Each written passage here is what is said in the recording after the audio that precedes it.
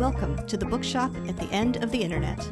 This podcast is dedicated to helping book lovers discover new authors. Like all the best bookshops, this podcast is filled with all kinds of books and all kinds of authors. So tune in, browse around, find a new author, and discover a new favorite book at the Bookshop at the End of the Internet.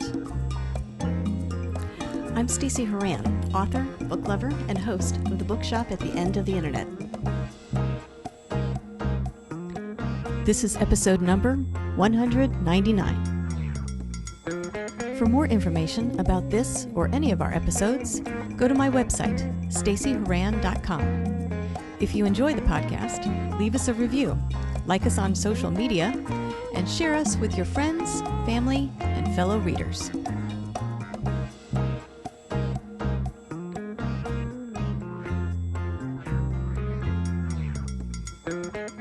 In today's episode of The Bookshop at the End of the Internet, I'm chatting with author Becca Wierwille about her new middle grade novel, Road Trip Rescue.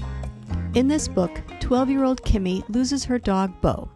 But Bo is more than just a pet. He is Kimmy's best friend, because Bo never made fun of her for being born with only one hand. 2 years after Bo goes missing, Kimmy stumbles across a magazine photo of a dog eating an ice cream cone, and Kimmy knows in her heart that the dog is Bo.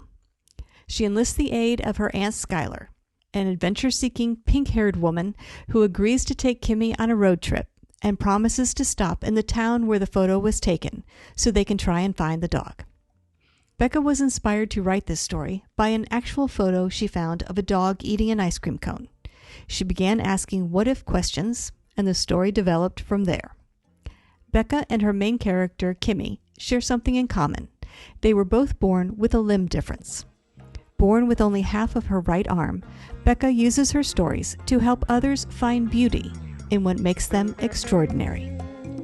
In this episode, I'll chat with Becca about her writing journey, why she chooses to write for middle grade readers, and why hearing from readers she doesn't know is her favorite part of the job, as well as a few other things coming up.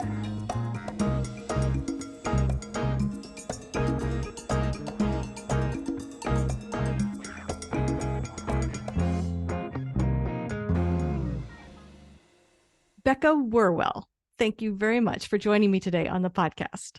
Thank you so much for having me, Stacey. I thought what we could do today is start by talking about your new book, Road Trip Rescue. If you don't mind, tell us a little bit about this new middle grade book and what inspired you to write it. Yeah, so Road Trip Rescue, like you said, is middle grade. So it's written for kids ages about 8 to 12, and it's got themes of friendship and adventure and faith. It's about a 12-year-old girl named Kimmy, and she's looking through a magazine, and one day she stumbles across a photo of a dog, and she knows that it is the dog she lost 2 years ago. So of course, she has to do whatever it takes to find this missing dog.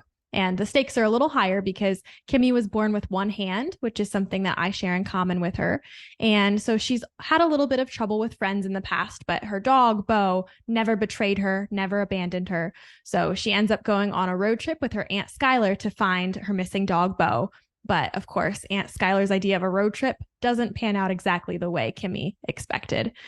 And the story was inspired kind of in a couple of different ways.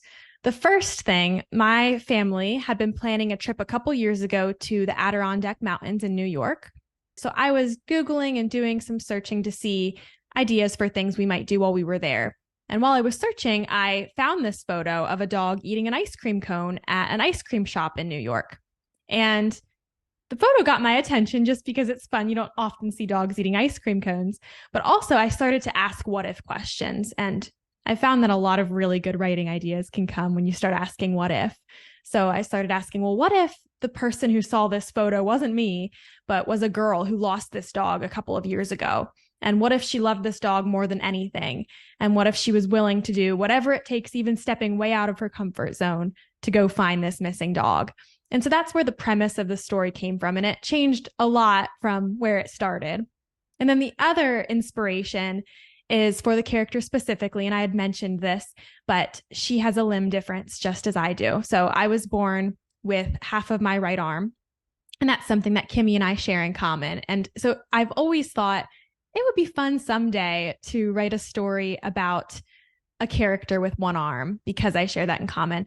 But when this story started, I didn't have it in mind that this would be that story. And as I started writing, I realized, oh, that is why she really needs to find this dog. That's something that has made her different and makes her feel like relationships have been hard in her life and makes this dog very dear to her. So those two different points of inspiration came together to start the origin of this novel. Well, let's discuss Kimmy a little bit more. When you were thinking about this character, how did you decide what qualities to give her? Like, how did you come up with her personality, her family story? What did you do to build this character? Yeah, I kind of took bits and pieces of my own life, like I mentioned, and put them into her character. And then also qualities that I really admire. And so one characteristic of Kimmy is she is very determined. And even though she deals with some anxiety and some fear, her determination carries her through. And that's something that growing up, I had people tell me that I was very determined, but also I've seen it in other people, and especially in people that might be born with some sort of difference that other people might consider a limitation or a disability, to be able to have the determination and the perseverance to do things and accomplish things anyway that people wouldn't think you'd be able to do. So that came into Kimmy's character. She also grew up on a dairy farm. I did not grow up on a dairy farm, but I did grow up in rural Pennsylvania. And so a lot of her family background comes from that. She is an only child, and that also plays into the story. It plays into her feelings of loneliness. So she doesn't have siblings to share life with, and her parents are often busy. I was not an only child, but I did have friends growing up who were only children. And so that experience funneled into her that way. And so I think this compilation of different people that I've been around and different experiences that I've witnessed or that I've experienced firsthand kind of all came together into forming her character. And it's funny, people ask questions like this, like, oh, where did this certain character come from? Or what was the inspiration behind this certain scene or character? And it's hard to answer because I think once I get into that creative zone and start writing, the character just comes to life to me on her own. So Kimmy just became this real person. And so sometimes it's hard to know, well, where did that certain aspect of her character come from? Because in my head, she's become a real person. Right, right. Well, let's talk about the other interesting character in this book, her Aunt Skylar. Yeah, I'm curious about that one. She is so much fun. She was so fun to write. And I have gotten the question a lot. Did you have an aunt who inspired Aunt Skylar or someone you knew? She was not at least intentionally based on any real person. I just loved the idea of an adventurous, unpredictable aunt and the element that would add to a road trip for Kimmy, especially Kimmy being very set on needing to get to her dog Bo as soon as possible. So to have a character in the car with her in charge of the road trip, the adult in the situation, who is not always making very adult-like decisions and really throws Kimmy's plan for a loop. I thought that would be a fun dynamic. And so I knew what kind of character I wanted to create.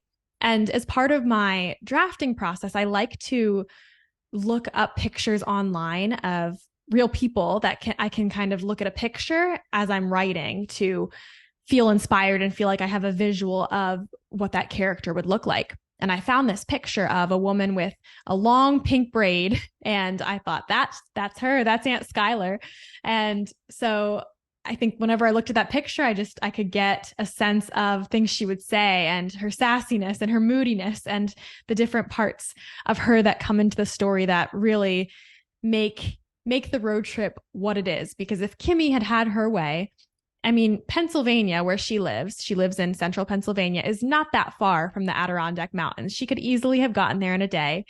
But with Aunt Skylar and all her stops and all of her, she has some road trip rules that she introduces to Kimmy along the way.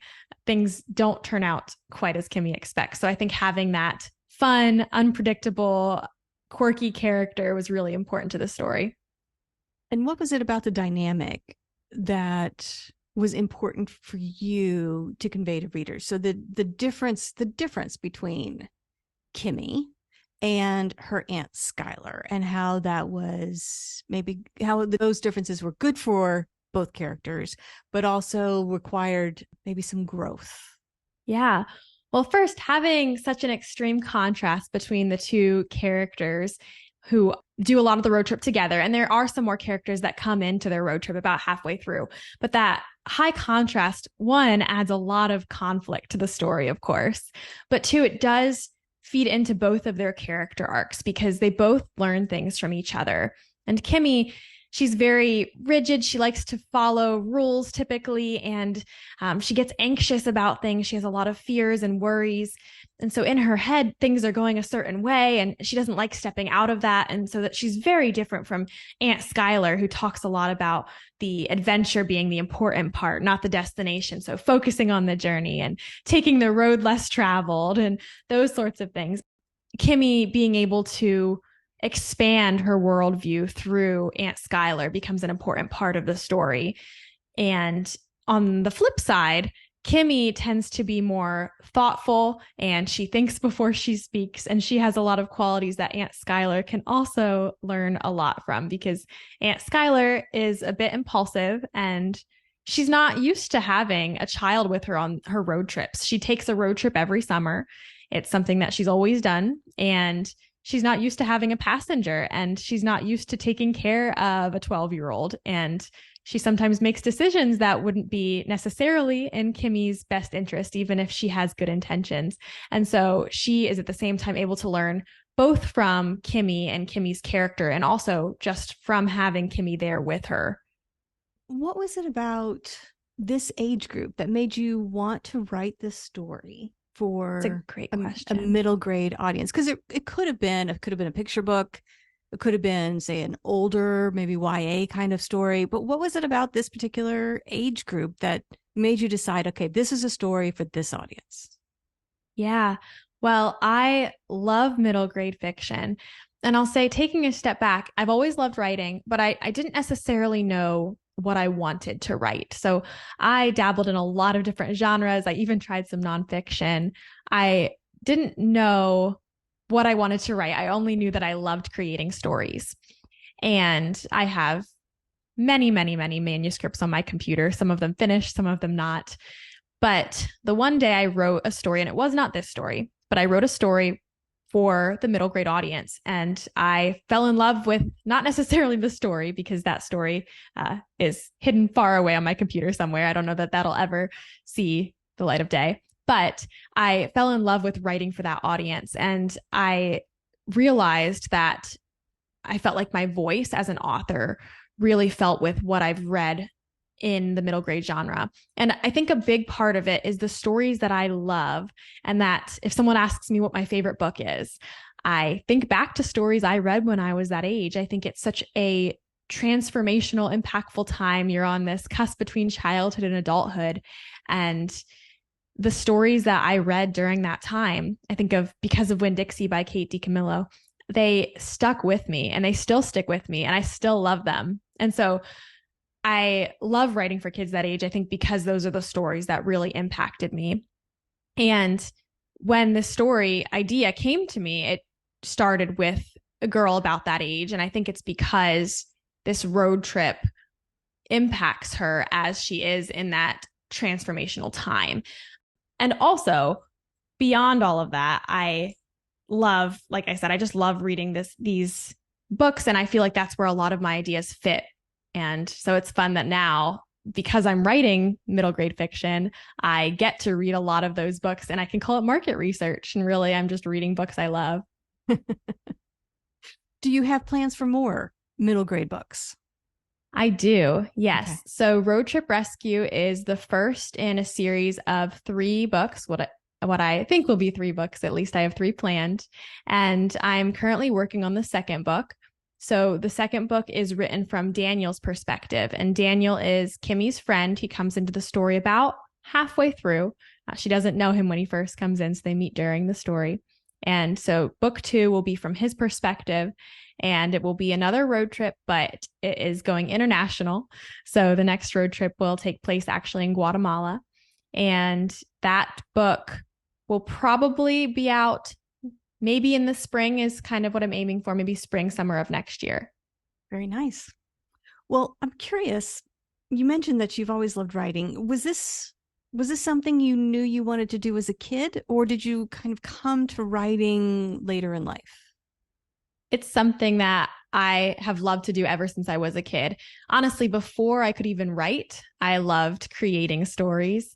And I remember specifically when I was in elementary school and I could write, I was on the late bus, which meant that after school, I would sit in the cafeteria with other kids who were on the late bus too. And a lot of the kids would play games or talk. And I would sit at a table and I had a purple notebook. I would have it open in front of me and I'd be writing stories about talking teddy bears and islands made of candy and all sorts of creative things. So I've always loved to write. I've always been writing stories. And I think part of the reason now that I get really excited about doing like school visits and getting to talk to kids about books and about writing is because when I was in high school and we were talking about careers and thinking about what you do when you grow up and people ask you that, I didn't think a whole lot about the fact that becoming an author and actually writing books was a viable career option. People just didn't really talk about it. So I love now getting to talk to kids about what it's like to be an author and what it actually entails, because kids are sitting in rooms full of books when they're at school and there are real people behind those books. So I think it's important for them to know that if storytelling is something they're passionate about as well. I'm curious. I'd like to talk a little bit about your journey, specifically how you're growing up, your childhood and into adulthood, how that affected how you write, what you write. Particularly, like you mentioned, you developed Kimmy with qualities that you share in common, in particular your limb difference. Do you find that and your own experience colors or flavors what you decide to write about, the messages you put into your books? Absolutely. Yeah. I think having a limb difference and growing up with a limb difference put me on the receiving end of certain situations. I was never, so in the story, Kimmy is betrayed by her best friend. And this happens 2 years before the story starts. So about pretty soon before her dog disappears, her best friend, she catches her talking about her behind her back. And that never happened to me. But I did experience things that made me feel different and made me feel uncomfortable. I can think of a specific example we used to do during gym class in elementary school, maybe middle school. We'd have to do different challenges. Like you had to run a mile in a certain amount of time and sprint in a certain amount of time for, I think it was the Presidential Fitness Awards. And one of those was doing pull-ups. And so on a pull-up bar. And of course, I couldn't hold the pull-up bar with both hands. So I would hold it with one hand and I would take my elbow, because I was born with half of my right arm. So I still have my elbow and then just a little bit past that. So I'd hook my elbow around the pull-up bar and then I would pull myself up that way, which meant I had half the distance to pull myself up. But in my mind, I mean, what other choice did I have? But the other kids, I remember thinking it was unfair and getting upset because they said I could do it so well only because I was doing it. I was cheating essentially. And I thought that was really unfair. So I think being on the receiving end of certain situations, or being the person that people might stare at when they walk into a room, or that people immediately notice that is different, or having someone come up to me and act interested maybe in getting to know me. And then it becomes pretty clear that what they're really interested is in finding out what happened to your arm, thinking maybe there's an interesting story there. So I think having experienced things like that makes me empathetic to situations that kids go through and certain feelings that I know a lot of kids this age experience, like feeling alone, feeling lonely, feeling misunderstood, feeling like a misfit, or feeling like they aren't created the way they wish they were. So in a lot of my stories, I'm hoping the themes of the fact that you are wonderfully created, you are never alone. Those are the themes that I want to speak through because of the experiences I've gone through. Yeah. Yeah. Those are wonderful messages and so important, particularly for that age group. Yeah.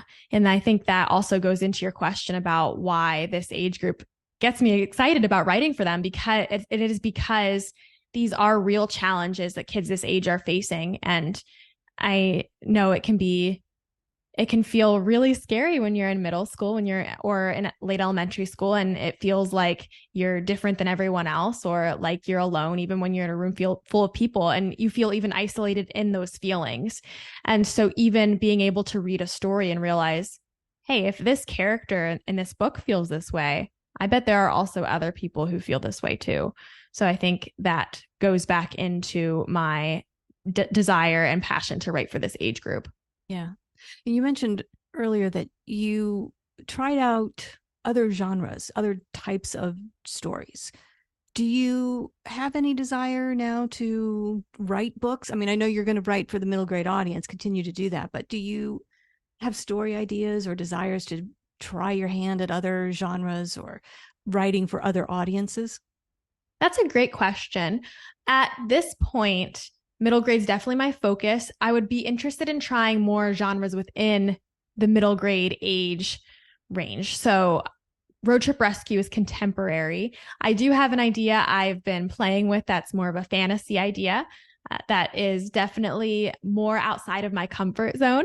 But it's an idea that's been kind of in the back of my head that I've been playing with. I'd love to write maybe some lower middle grade stories that could be read aloud to younger kids as well. And I have had a lot of families who have already read Road Trip Rescue and enjoyed it as a family read aloud.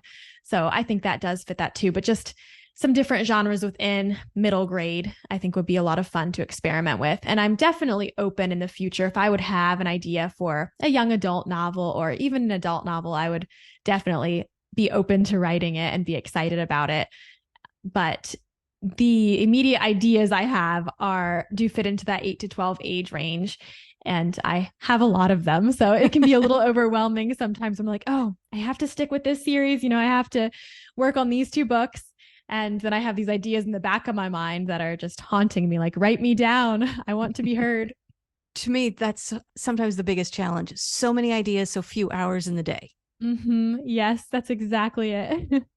Well, I wanted to talk about challenges for your writing journey. You mentioned that it took a while to find your voice as a writer, and you struck upon the middle grade story as ringing true for you. I'm curious, what other challenges have you faced? What else do you find difficult as a writer? And when you started seriously writing, did you think those would be the challenges you'd face? That's a great question. I think one of the biggest challenges to start, so when I was first getting started, was figuring out how to finish a story. Because like we just talked about, it can be hard when there's another idea chasing you. It can be hard to sit down and focus and write the story that's in front of you. And I don't struggle with that as much anymore since I've started plotting more. So I found that for my own process, it works for me to at least, and I don't plot every detail in every chapter, but it helps for me to at least know some basic plot points that are going to potentially happen, or at least where they'd fall. So I have things like smaller goals to work through. So instead of writing right from the beginning all the way to the end, I kind of know, okay, around this point, there's going to be something big that happens that's going to push this character into a new journey. And around this point, this will fall around the middle of the novel. There's going to be some sort of shift that is going to change the character's goals and the way the story goes. And then we get closer to the end and something really bad is going to happen. And then it's going to push to the last scene, the last act of the story. So I think since I've started plotting, that has made a really big difference. But that was a huge challenge to start. And I have fun sometimes going back on my computer and looking at some of the story ideas that I started and didn't finish. And it's fun to think about, oh, I wonder if there would be any life in those in the future if I go back. So that was a challenge starting out. Another challenge, I think, was gaining the confidence to be ready to put the story out there. It's scarier than I expected. And that's not a challenge I would have foresaw when I first started.